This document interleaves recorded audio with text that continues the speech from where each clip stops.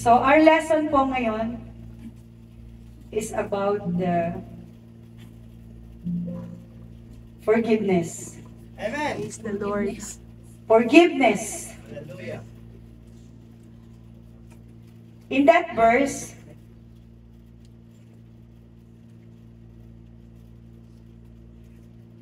pakilagay na lang muna, Brad, yung slide 2. Ephesians 4:32. In that verse, mga kapatid, dyan po ay mayroon 3 utos. And that reminded us, Apostle Paul summarized the biblical message that we are to be kind and compassionate and forgiving. Diba? Kitang-kita natin mga kapatid. Amen. Sa una pa lang, sinabi niya dahil yung kindness. Be kind. Ibig sabihin po, nagpapakita yan ng kabaitan, hindi lang sa pagtulong natin. Pinapaalala din sa atin yung ating pagdamay, pagmamalasakit at may mabuting kalooban, higit sa lahat sa ating kapatid sa pananampalataya. Amen. Dito sa household of faith. At sa pangalawa mga kapatid, ang sabi dyan, tender or compassionate. Pag sinabi natin compassionate, andun yung calm and nice to others. So yan mga kapatid, nagpapakita dyan ng simpatya sa isang tao. Hindi man natin na kailangan kilalanin ang kalooban niya, yung kilalang kilala. Ngunit ito ay kusa natin siyang dadamayan. Right? Dadamayan po natin siya. Na walang nag-uutos sa atin, kundi ang ating Panginoon lang. At sa last, forgiving each other. So, forgiveness. Magpatawad. So, ang paalala po dito ni Apostle Paul, sa mababasa mga kapatid, magkaroon tayo ng pagpapatawad sa bawat isa. Amen. Do you like to forgive, mga kapatid? Amen. Parang ang hina. Do you enjoy it when you need forgiveness? Amen. And God called us to both, to forgive and be forgiven. But He doesn't stop there. Hindi daw siya titigil dyan. He called us one step beyond forgiveness. Diba? We must first forgive. Kailangan muna natin na tayo ay magpatawad bago tayo makagawa ng hakbang, diba? Hindi natin kayang umistep kung hindi natin kayang magpatawad ng ating kapwa. And sa Ephesians 4:32, we know we need to forgive others. At kailangan natin ito mga kapatid na magpatawad sa iba. Let us read again. Be kind and compassionate to one another, forgiving each other, just as in Christ God forgave you. So sa third slide, mga kapatid,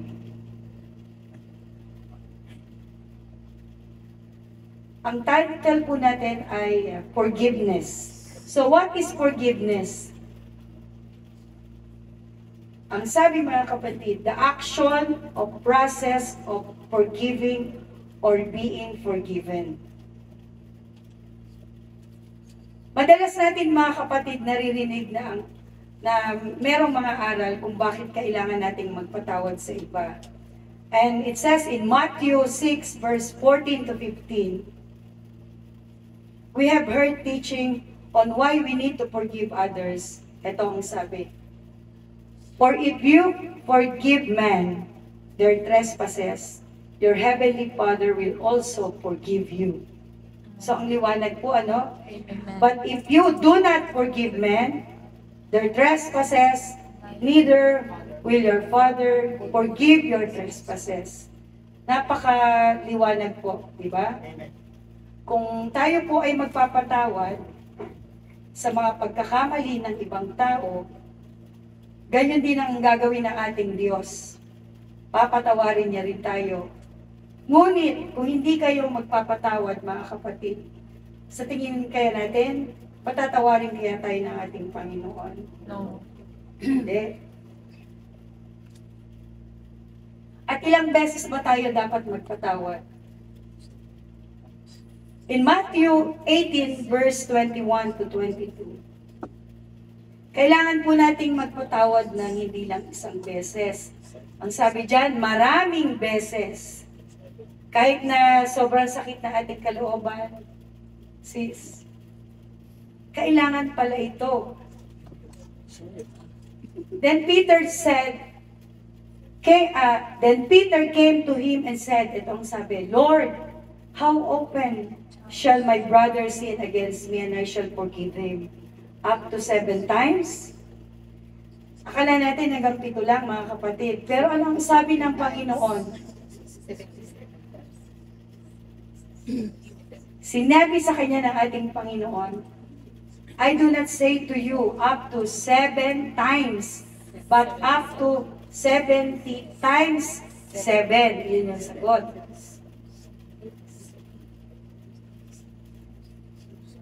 At naniniwala rin ba tayo mga kapatid na kapag hindi tayo nagpatawad, naapektuhan po ang ating panalangin? Ang sabi sa Mark 11:25, and whenever you stand praying, if you have anything against anyone, forgive him, that your Father in heaven may also forgive you your trespasses. Praise the Lord! Amen! So, nagkakaroon tayo ng kaliwanagan tungkol sa kapagpapatawad, di po ba? Minsan, akala lang natin napakadaling magpatawad. Pero kung iisipin natin ang salita ng ating Panginoon, ibinigay niya sa atin, tinuruan niya na tayo kung paano. At one of the last things Jesus did on the cross was to show us forgiveness. Sometimes takes incredible strength, courage, and love, diba? Matatagpuan natin yan mga kapatid sa Marcos 11:25. Kung paano dyan ipinakita ng ating Panginoon yung pagpapatawad. Diba? Kung titingnan natin, napakalaking lakas ang ginawa at binusa ating Panginoon para lang sa kapatawaran natin. Yung tapang, dahil mahal tayo ng Diyos.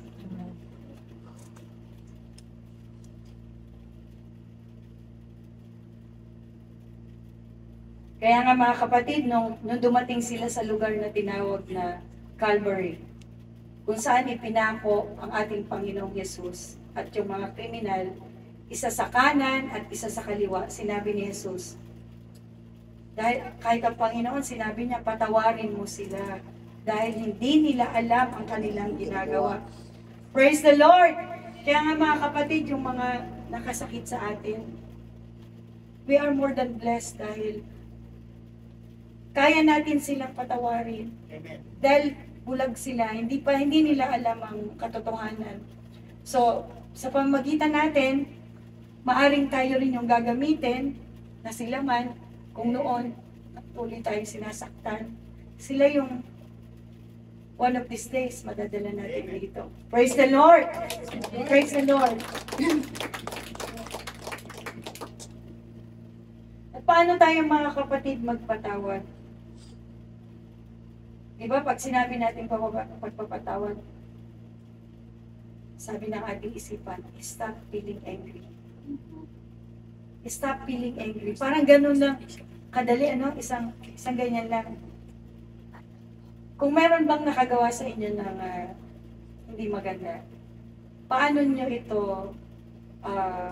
hinaharap? Diba? Parang hirap sagutin mga kapatid, no? Pwedeng meron tayong magawa na hindi natin kayang harapin after nun. Pero ang sabi dito mga kapatid, kailangan pala natin muna i-express yung ating sarili. First, we have to express yourself and myself. People often don't know what you think or feel, diba? Hindi alam ng tao kung ano yung nararamdaman natin. Unless na sabihin natin, di ba, kahit nga sa mag-asawa, minsan, alam na, Sister Mercy, galit na pala, hindi pa alam ni Pastor. So, unless you tell them, you tell her, tell him. Di ba, kapag galit tayo, minsan sinusolo natin. Pero maganda pala mga kapatid, kung ano yung nararamdaman natin, we need to express. Di ba? Lalo na sa mag-asawa, kailangan nating i-express. Kasi sila yung pagkagising, katabi mo na, pagmulat ng mata mo, siya pa rin. Kahit malayo, Pastor Jack. Yan po ang ating magandang tanungin. Pero dapat, tanungin muna natin yung sarili natin. Sample. Suppose someone says or does something that hurts you. If the answer is yes, minsan, naghihintay pa tayo ng ilang araw dahil tayong mga anak ng Panginoon, we kneel down and pray. Diba? Hindi tayo agad-agad lumulusog. Or iniisip muna rin natin, ina-assess muna rin natin yung ating mga sarili. Iniisip natin sa ating pananalangin, maaari ko ba itong sabihin or maaari kong pag-pray ko na lang siya. Minsan mga kapatid, kapag hindi naman malaking usapan, kailangan na rin tayo na lang yung mag-calm down. Pero, hindi daw lahat ng sugat po ay gumagaling sa paglipas ng araw. Di ba, minsan sa trabaho natin, kapag nasaktan tayo, tapos inulit na naman, parang nare-refresh, di ba? Parang bumabalik kahit sabihin natin na tayo ay anak ng Panginoon, kapag tayo ay sinabayan natin yon, magkakaroon ng hindi maganda. Ang pinaka-wise na dapat nating gawin mga kapatid, you can seek wise counsel. At maaari tayong humingi ng ating counsel, ng ating payo sa ating mga close na mapagkakatiwalaan natin dito sa gawain, lalo na sa ating mga pastor. Lalo na kung ang sugat na ito ay nananatili pa rin or nakahide. Or we need to ask ourselves na, is it me or is it him? Or if it's them, kailangan na magkaroon ng pag-uusap.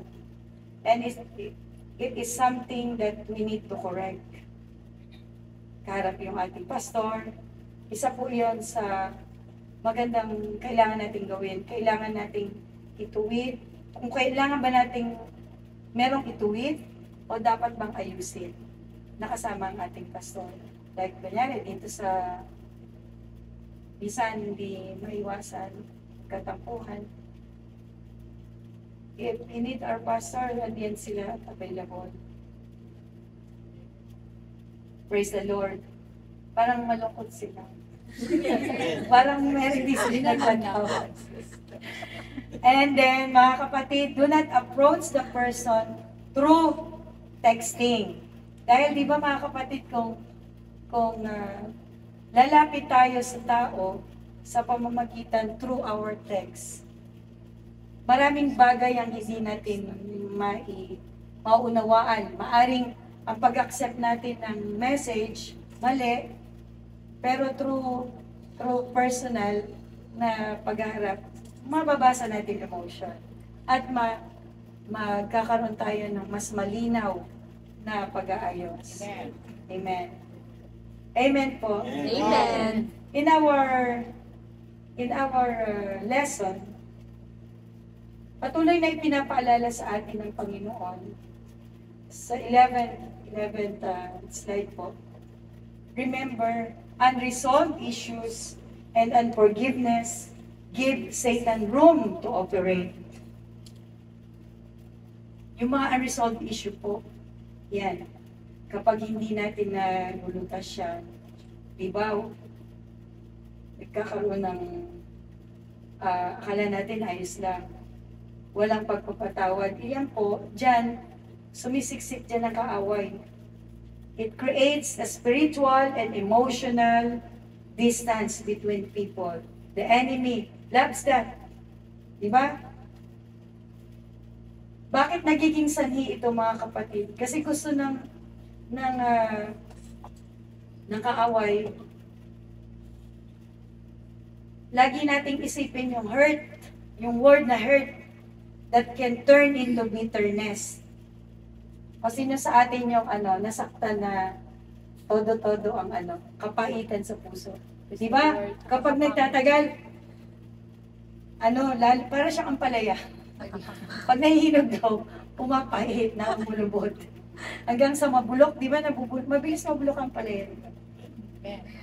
At kung hindi natin ito malalagpasan, di ba, ang sakit sa kalooban natin, ilang araw ng days, years. Kaya mahalagang napaka-essential mga kapatid. We know that the forgiveness is essential. Amen. To take care of it. Amen. Dahil yung kapag tayo ay galit, we are emotionally blinded. Diba? Amen. Parang nakikita na lang natin lagi yung galit na asawa natin. Yung galit Bad nila. side.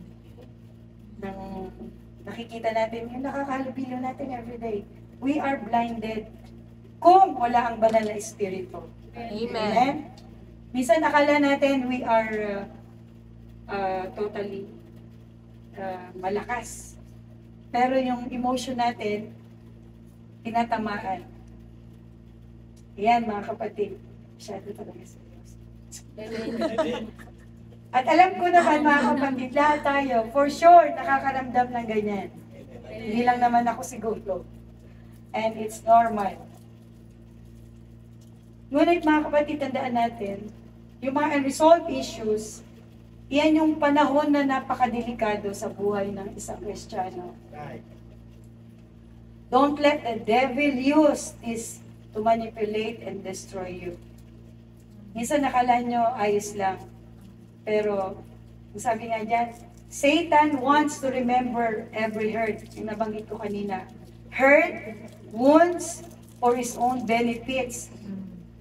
Dahil yan, mga kapatid, para lang sa kapakinabangan ng ating kaaway. Gusto niyang huwag maalis sa isipan mo, huwag maalis at pabalik-balik na sakit, yung sugat na lagi nating nilalagay sa isip natin, tuwa-tuwa dyan ang kaaway, mga kapatid. At kapag naman nagpatawad tayo, we need to forget. Amen. We need to forget, Brother Eric. Kailangan mo na talagang kalimutan. Ano man yun.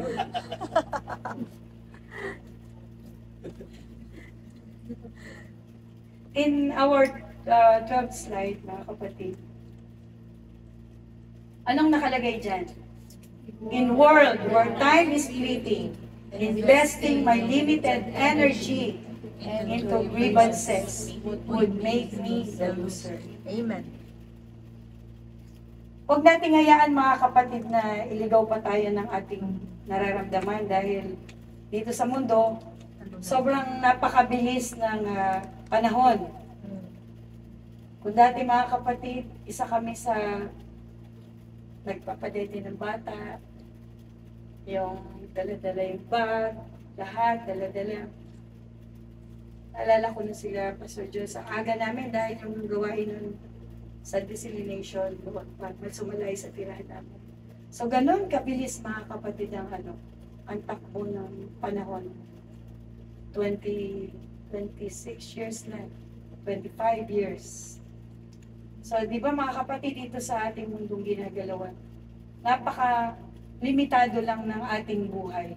Limitado ang ating lakas, limitado rin ang ating resource. Pwede na tayong, anytime, pwede tayong pauwi ng ating mga company. Anytime, pwede mawala ang ating trabaho. Anytime, pwede namang magbago. Pwedeng yung sahod natin na 1,000, maging 2,000. Pwedeng ganon. So, walang temporary, walang permanent dito. Kaya nga mga kapatid, yung hindi natin dapat aksayahin yung mga nalalabing araw natin dito sa lupa. Amen. Yung sama ng loob, mga kapatid, alam niyo magdudulot yan ng pagkatalo. Kasi, am I say loser? Hindi naman. Yung dala-dala kasi yan. Kapag ang isang tao ay galit, mga kapatid, di ba hindi natin maiwasan na galit?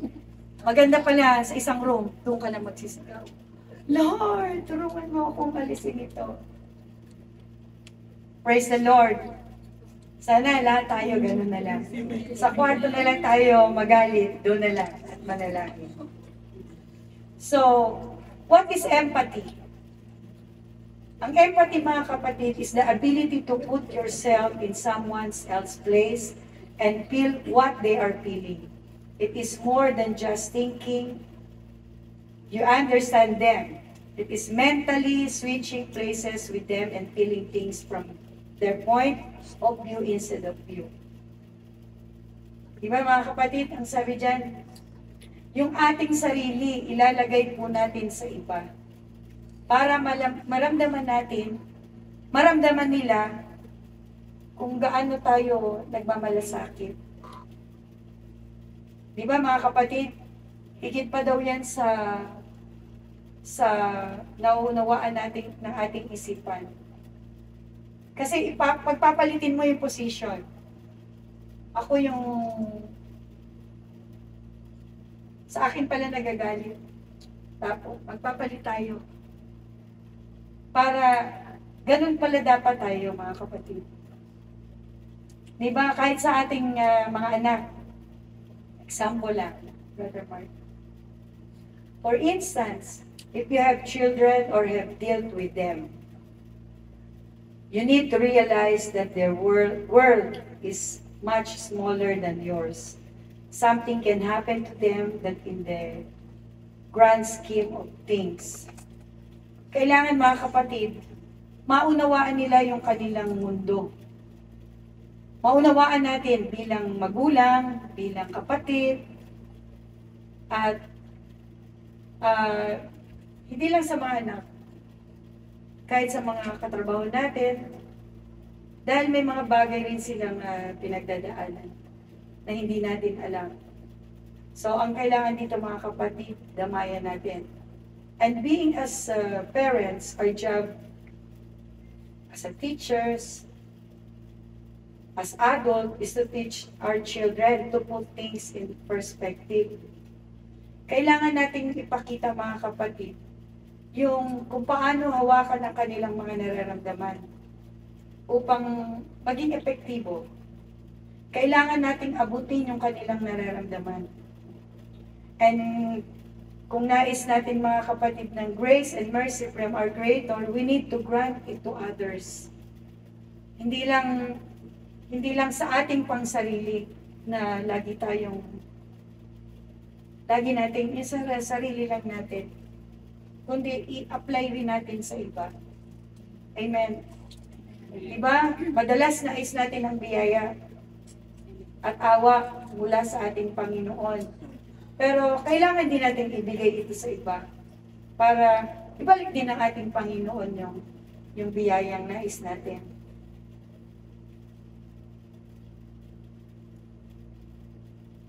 And in next slide, when you sympathize, the focus is on you and your reaction to the other person. Yun. And when you empathize, the focus is on them and how they feel. Yung empathize ng mga kapatid, kung paano tanggapin ng tao ang concern mo sa kanila. So, yan ang difference, mga kapatid. Kapag ang empathy, mga kapatid, yan ay ang focus natin nasa kanila at kung paano natin sila maramdaman. Kaya para tayo magpatawad, minsan, makakatulong yan, i-apply natin yung sympathize. Kapag na-apply natin yan, mga kapatid, talagang may ilalagay natin sa kapwa natin kung ano yung kanilang nararamdaman. Kaya kailangan patuloy nating unawain ang kanilang buhay, para magkaroon ng magandang resulta. Naniniwala ba kayo na forgiving someone is your benefit, not theirs? It is so that you do not become bitter and angry. There is an old proverb, not a biblical one, but a proverb nonetheless. Sabi dyan mga kapatid, bitterness is like drinking poison and hoping the other person dies. Holding on to anger, a grudge, is like drinking poison and waiting for the other person die. Dahil kapag mga kapatid tayo galit, walang kagalingan, walang kapayapaan, napakabigat. Diba? Napakabigat po sa loob. Hanggang sa patayin natin yung relasyon natin sa bawat isa. Patayin daw yung relasyon. Ako, sakit naman ito. Noon, ang sabi nga dyan mga kapatid, forgiveness is between you and God. God expects us to forgive others whether they are sorry for their action or not. Diba? Minsan, yung nasasaktan tayo, hindi natin nakikita. Minsan kami rin mga kapatid naka-experience ng ganyang sitwasyon. Akala namin noon, meron kaming business noon sa Manila, sa isang school. At alam namin malakas yun. So yun palang bandang huli, syempre pag sa negosyo, pag magkakapatid, naghihiraman sila. Without knowing na yung aming, meron kaming share na isang store. Parang yung revolving, nagamit ng aming isang malapit na kaibigan namin. So noong una parang ang masakit kasi bakit hindi sinabi sa amin. Meron namang email, meron namang messenger, ganyan. Pero lang kami, calm down lang. Kung tutuusin mga kapatid, ang ganda ng pwesto. Kung alam niyo yung PUP noon, PUP sa Santa Mesa. Yung main, yung pagpasok mo doon, meron siyang burger stand na parang pin-provide ng Nestle. Meron siyang bendo, meron lahat nandoon. Yung dinalaman namin dati yun, napakalaki. At sabi ko siguro pag pwede na kami umuwi. Pero hindi niloob ng Panginoon, mga kapatid, siguro. Hindi niya nais na mag-focus kami sa ganong aspeto ng buhay. So kaya na-realize ko rin na siguro kung nagalit kami, talo rin kami. Pero ngayon, yung kaibigan din namin na yun, kahit hindi, nagsasalita naman siya, hindi siya ng ganito, ganyan. So madali naming naintindihan siguro dahil sa pag-ibig na rin ng ating Panginoon. At salamat sa Diyos dahil pera lang naman din yun. Ang mahalaga yung ngayon, hindi naman nawala yung relasyon namin bilang magkaibigan. Kaibigan namin yon ni Brother Eric since single pa kami at parang kapatid namin din siya. So mga kapatid, kung siguro nagalit ako nung nagalit, di walang mag-aalaga sa tatay ko nung isa. Or yung ngayon, pag meron kami mga emergency, para din parang yung word din siya dahil binigay din siyang pagpapala ng ating Panginoon. Ginagamit din siya para sa pamilya natin, and to God be all the glory. Yung hindi namin kayang atenan, isang tawag mo lang sa kanya, andyan na siya. So yun po ang noon hindi ko masabi yung sa sarili ko na thank you Lord. Niisip ko nun lagi, bakit niya ginawa yun? Very close friend ko pa naman siya. Sana pala nakinig na lang ako kay mama, may pagawa kami ng etc. etc. Kasi yun mga kapatid, talagang transparent kami.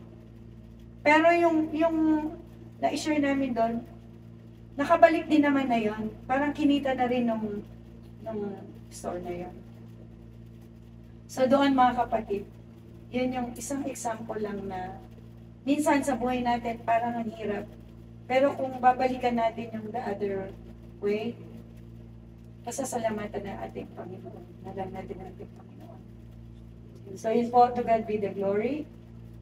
At sa ating, paano tayo magpatawad? Diba, hindi po mahirap, ano? Laging by God's help, kung paano tayo magpaparaya ng ating emosyon, kung paano tayo haharap sa mga ganong kaguluhan, dahil in the end, tayo rin naman yung makakatanggap nito.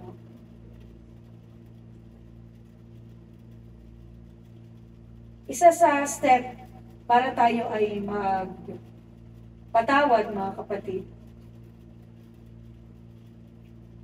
Sa 17th slide, it says that reconciliation.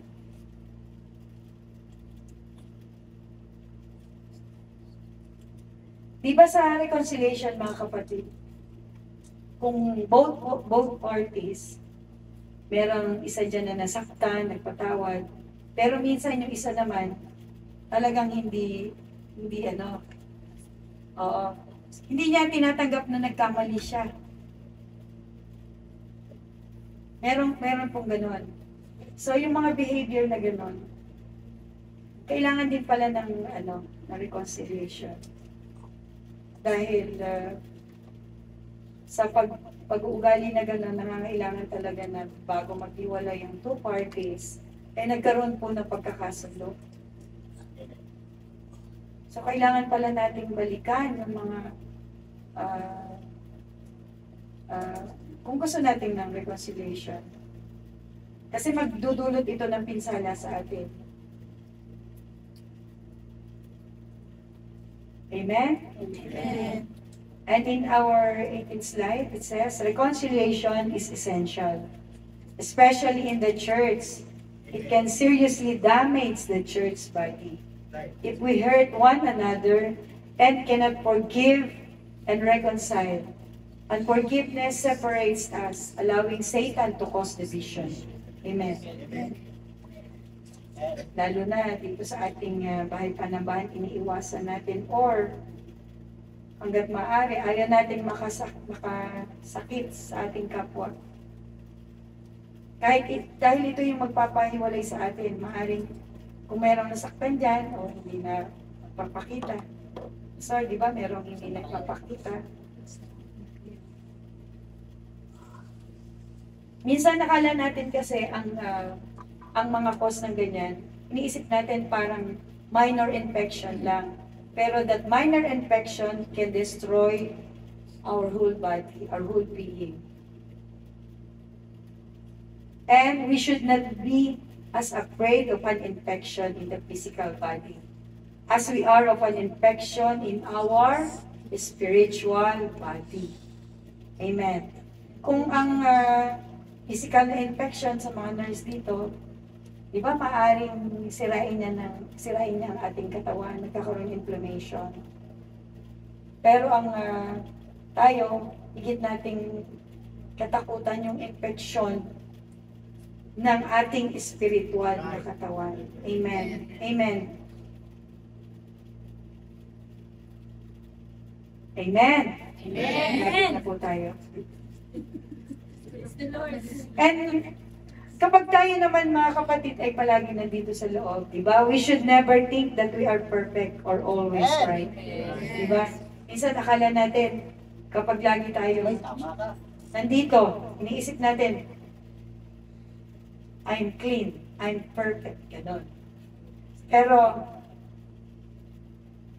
kung ating ibabahagi yung taimtim na pakikipagkasundo sa kapwa natin, mas lalo tayong masasabi nating malakas tayo dahil tinulungan tayo ng ating Panginoon.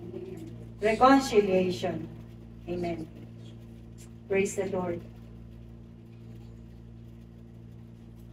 Forgiveness and reconciliation are not the same as accepting or condoning wrong behavior. So dyan mga kapatid, ang pagpapatawad at pagkakasundo ay hindi katulad ng pagtanggap or pagpapahintulot sa maling pag-uugali. Diba dito sa church, Pastor, hindi natin tinotolerate yung mga gawa na alam nating makakasira sa bawat kaluluwa. Bagkus, andun yung pagmamahal natin, pero bilang believer, kailangan din natin silang turuan. Sa pagtuturo, kailangan natin silang gabayan. Kailangan din disiplinahin katulad sa ating mga anak. Amen. We need to discipline them. Hindi lang kailangang mahalin, babyhin natin yung kasalanan.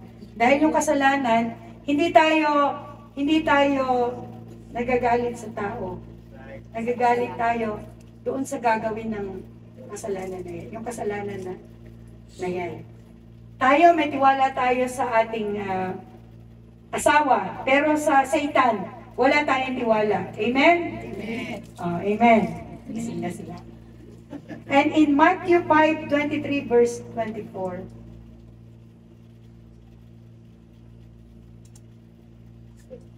ano ang sabi dyan mga kapatid? Therefore, bearing your gift at the altar.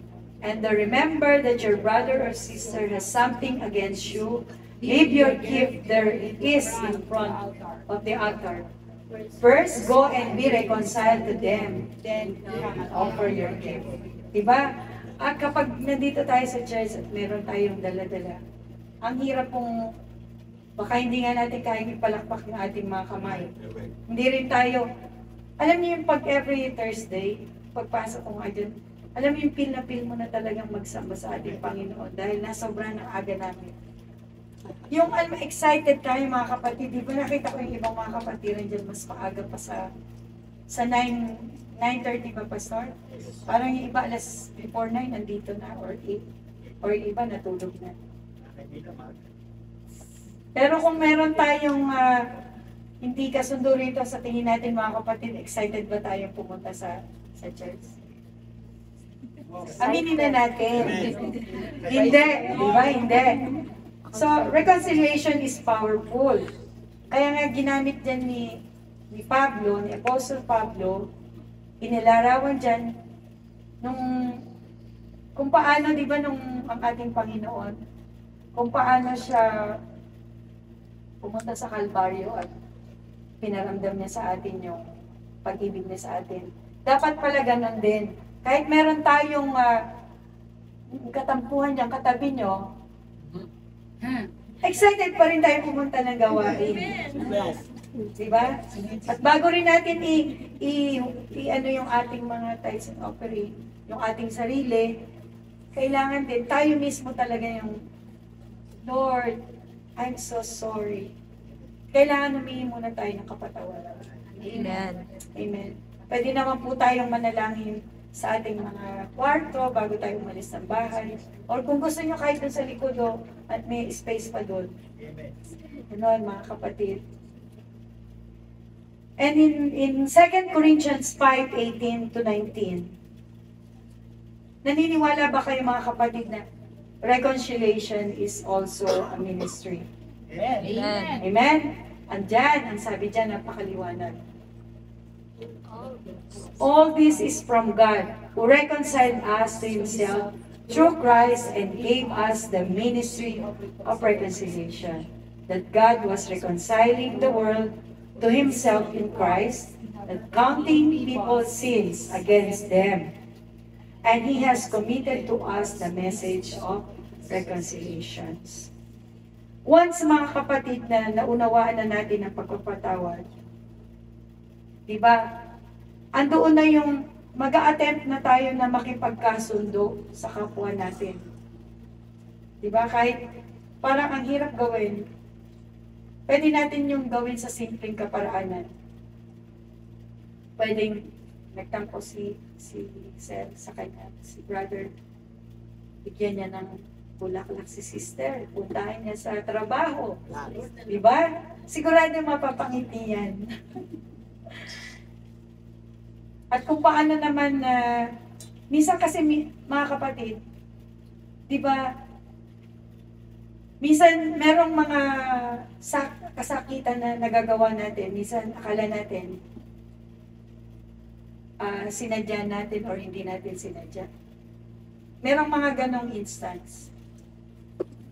Minsan, sa mga nakataong kalikasan natin, kailangan pa rin pala natin kontrolin yung ating mga sarili. Kung alam natin na mali na biruin si Pastor Jack, huwag na natin gawin kung alam natin makakasakit sa kanya. Minsan kasi tayo, nagiging, lalo na kapag magkaibigan na parang nagiging, anong word yun? Yung Komportable. Komportable. Na minsan parang nawawala na yung respeto natin sa kapwa natin. Sa kapwa natin kapatiran, ganyan.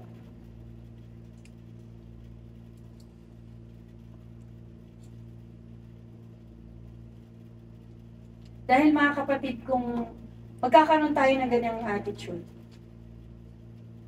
parang akala natin yung, alam niyo yung nangyari noon sa panahon ng ating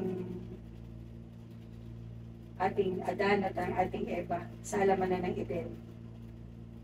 Patuloy nilang sinaktan ng relasyon nila sa ating Panginoon dahil sa makasalanang kalikasan ng kanilang. Kung mawawala yung respeto, kung mawala yung respeto natin sa kapwa, maaring nawala yung respeto natin sa ating Panginoon. Kaya pumapasok po doon yung mga pagkakamali. Diba? Ay, ang Biblia, puno na siya ng halimbawa. Marami na tayong narinig. Marami na tayong naramdaman sa araw-araw ng ating buhay.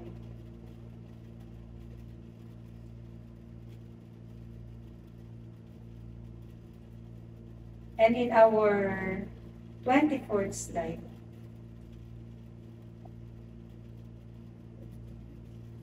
if we are determined to follow Christ and His example, forgiving and reconciliation should not be as difficult as we may, di ba? Kung tayo ay susunod sa ating Panginoon, mga kapatid, kung determinado tayo sa kaligtasan na ating tinanggap, hindi po magiging mahirap para sa atin na gawin yung tulad na ginawa ng ating Diyos. Nag-ipon siya ng lakas, nag-ipon siya ng pag-ibig para lang sa kaligtasan natin. Ganon din naman sa ating should I say, kaaway, hindi naman ganun mga kapatid.